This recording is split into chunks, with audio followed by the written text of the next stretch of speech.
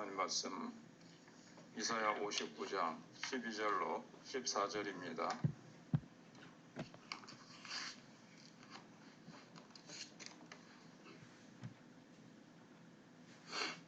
이는 우리의 허물이 주의 앞에 심히 많으며 우리의 죄가 우리를 쳐서 증언하오니 이는 우리의 허물이 우리와 함께 있음이니라. 우리의 죄악을 우리가 아나이다. 우리가 여호와를 배반하고 속였으며 우리 하나님을 따르는 데에서 돌이켜 포악과 패역을 말하며 거짓말을 마음에 잉태하여 낳으니 정의가 뒤로 물리침이 되고 공의가 멀리 섰으며 성실이 거리에 엎드러지고 정직이 나타나지 못하는도다. 아멘. 하나님께서는 유다와 예루살렘을 구원하시지 않고 포기하기로 작정하신 것은 하나님의 능력이 부족해서가 결코 아닙니다. 하나님께서 유다와 예루살렘 사람들을 보셨을 때 더 이상 구원하고 싶지 않으셨던 것이 가장 중요한 이유였습니다. 그들은 어제 살펴본 대로 정말 정직하지 못하고 악한 것으로 가득 찼습니다.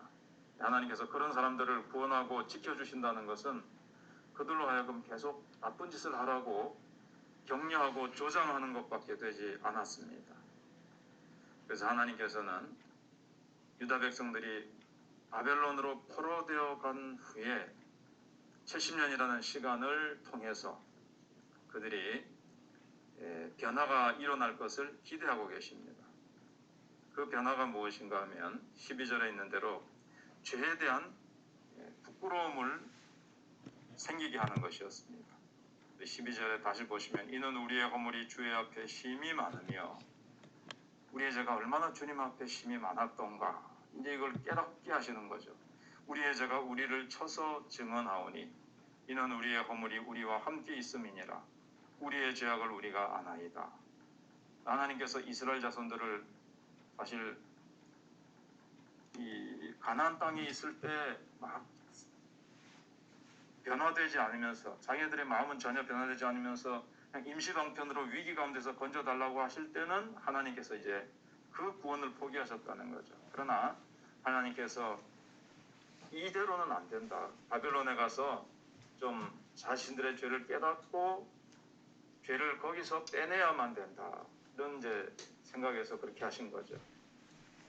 그래서 하나님께서는 바벨론으로 가서 변화되기를 원하는 것이 먼저는 죄에 대해서 자신들의 지은 죄에 대해서 수치심과 부끄러움을 느끼고 자신들이 죄를 지었다는 것을 이 하나님 앞에서 얼마나 큰 죄라는 것을 이제 깨닫고 인정하는 것을 원하신 겁니다. 하나님께서 물론 구원하실 때는 조건 없이 구원하시기를 원하시지만 그렇지만 구원하고 싶다는 생각이 드실 때는 사람이 지은 죄에 대해서 아파하고 부끄러워하고 참 하나님 앞에서 이게 잘못됐다라고 인정할 때입니다. 그래서 하나님께서 장차 이스라엘 백성들을 다시 구원하실 때는 우리의 허물이 주의 앞에 심히 많으며 우리의 죄가 우리를 쳐서 증거하오니 하나님 앞에 고개를 들 수 없습니다. 이런 고백이 나올 때 하나님께서 이제 구원하시고 싶은 마음이 일어나시는 겁니다. 그래서 우리의 허물이 우리와 함께 있습니다. 우리의 허물이 주의 앞에 심히 많습니다. 이렇게 고백하고 있습니다. 우리의 허물이 마치 찰거머리처럼 들러붙어서 아무리 떼내려고 해도 떨어지지 않는다는 뜻입니다. 사람들이 죄악의 눈이 어두웠을 때는 자기가 지은 죄를 자랑하고 다닙니다. 그런데 제정신이 들기 시작하면 죄가 거머리처럼 싫고 징그러운데 그때는 아무리 떼내려고 해도 잘 떨어지지 않습니다. 이미 죄가 이제 몸속에 퍼져 있기 때문에 그렇습니다. 하나님께서 바벨론의 손에서 구원하시지 않고 70년 동안 내버려 두는 이유는 죄에 지금 심히 중독되어 있기 때문에 바벨론에서 70년이라는 기간 동안 죄와 좀 이렇게 분리시키는 거죠. 죄가 빠져나가는데 70년이라는 시간이 걸리는 거예요.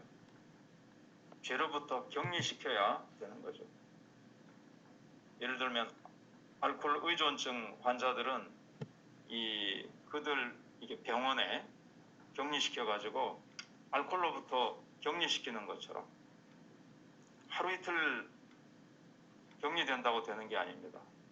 오래 될 때까지 오랫동안 이 치료받아야 되는 것처럼 지금 죄에 빠져 있는 유다 백성들은 바벨론에 가서 70년 동안 이렇게 바벨론에만 70년이 있는 것은 아니고 이게 지금 가기 전부터 해서 이렇게 구체적으로 따지면은 그렇지만은 전체를 다 합치면 이제 70년이죠. 하나님께서는 그런 시간이 필요했다고 이제 보신 겁니다. 이제 그러고 나면 비로소 자신이 지은 죄에 대해서 이제 거기서 이전에 정말 하나님 앞에서 지은 죄가 우리가 왜 그랬을까? 너무 심했다, 한심했다. 이렇게 되면서 그 죄가 이제 진절이 쳐지는 겁니다. 지금 그게 이제 12절의 고백이죠. 그 다음 이제 하나님께서 새로운 깨달음을 또 원하십니다. 13절에 우리가 여호와를 배반하고 속였으며 우리 하나님을 따르는 데서 돌이켜 포악과 폐역을 말하며 거짓말을 마음에 잉태하여 나으니 정의가 뒤로 물리침이 되고 공의가 멀리 섰으며 성실이 거리에 엎드러지고 정직이 나타나지 못하는도다. 이스라엘 백성들은 사실 가나안 땅에 처음 들어올 때 맨몸으로 들어왔습니다. 근데 하나님께서는 이스라엘 백성들을 위해서 모든 것을 다 준비하시고 네가 짓지 아니한 집을 줄 것이며 네가 재배하지 않은 포도밭과 온갖 것을 주신다고 하시고 몸만 들어와서 살게 하셨습니다. 애굽에서 나와서 그들이 가진 게 뭐가 있었습니까? 그렇지만 하나님께서 가나안 땅에 모든 것 예비하셔서 주셨습니다. 하나님 은혜가 얼마나 감사합니까? 하나님께서 이스라엘 자손들에게 요구하신 것은 다른 것이 아닙니다. 먹고 사는 거 염려하지 말고 그거 내가 다 채워줄 테니까 오직 하나님만 전심으로 사랑하고 섬기라는 것이었습니다. 무슨 일이 있어도 하나님 외에 다른 신을 섬기지 말라. 이게 이제 신신당부였습니다. 모세를 통해서 여호수아도 그렇게 부탁을 했습니다. 근데 이스라엘 백성들은 다 이제 신앙 공동체지요. 근데 형제의 물건을 빼앗고 자기 동생의 아내나 마찬가지죠. 다른 여자가. 근데 성적으로 죄를 범하고 그러니까 서로 잘 되어주라고 서로 형제 자매로서 한 믿음의 가족으로 대하라고 했는데 이스라엘 백성들은 하나님의 나라를 가나안 땅에 건설하라고 그랬는데 그 하나님의 나라를 자기네들이 빼앗아서 자기네들 원하는 대로 자기네들의 욕심을 채우는데 이제 이 땅을 그렇게 더럽힌 겁니다. 선지자들을 죽이고 형제 자매들을 노예로 부려먹고 이스라엘 백성들이 하나님 나라가 싫으면 사실 맨몸으로 들어왔으니까 맨몸으로 나가서 다른 데서 그렇게 하면 몰라도 하나님이 주신 땅을 하나님 나라 세우라고 주셨는데 그곳을 죄의 도성으로 만들어 버린 겁니다. 그러다가 이제 하나님이 안 되겠다 싶어서 바벨론 포로 잡혀가게 하시니까 거기서 이제 생각하기 시작하는 겁니다. 어려운 공공에 완전히 밑바닥으로 하나님께서 보내시니까 하나님이 우리에게 요구하셨던 것이 너무 심한 것이었나? 생각해보니까 그건 아니거든요. 하나님의 당연한 요구라는 것을 깨닫게 됩니다. 우리가 같은 형제자매를 사랑하고 돌봐주고 섬기라고 한 게 부당한 요구도 아니고 어려운 일도 아니고 당연한 일이었는데 쓸데없이 우리가 욕심을 부리고 악한 탐욕에 빠져서 우리가 모든 것을 다 잃어버리고 말았다. 이건 이제 깨닫게 된 겁니다. 하나님이 주신 거기에 만족하면 되는데 조금 더 세상 사람 다른 나라들처럼 되고 싶어서 욕심을 부리고 챙기려고 하다가 다 잃어버리고 만 겁니다.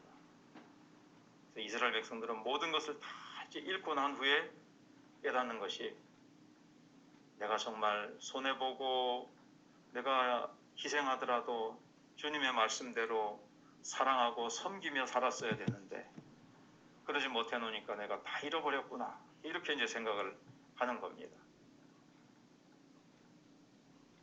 그래서 그들은 이제 하나님의 말씀에 자신들의 모습을 비춰본 거예요.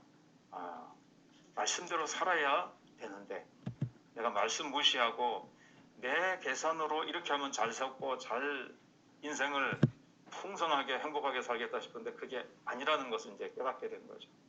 더 가지려는 욕심이 결국 모든 것을 잃게 만들었다는 것을 깨닫고 바벨론에 포로되어 들어가서 다 잃고 나서야 이제 후회하게 된 겁니다.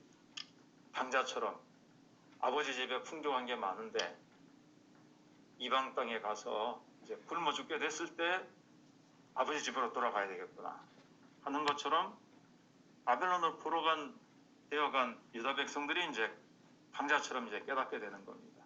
그리고 이제 아버지께로 돌아가고 싶은 마음이 이제 생기는 거죠. 근데 이제 일이 터지고 난 후에 주워 담으려면 이미 늦습니다. 터지기 전에 그래서 하나님께서 미리 선지자를 통해서 그렇게 말씀하시고 그렇게 하나님께서 말씀하셨는데 우리는 하나님의 말씀하실 때 하나님의 말씀 앞에서 늘 우리를 살피고 내가 말씀 밖으로 넘어가지 않도록 말씀이 정해주신 경계선 안에서 감사하고 만족하면서 욕심을 십자가에 못 박고 내 정과 욕심을 십자가에 못 박고 늘 우리는 주님만 섬기고 주님만 사랑하는 우리가 되어야 되겠습니다. 기도하겠습니다. 하나님 감사합니다.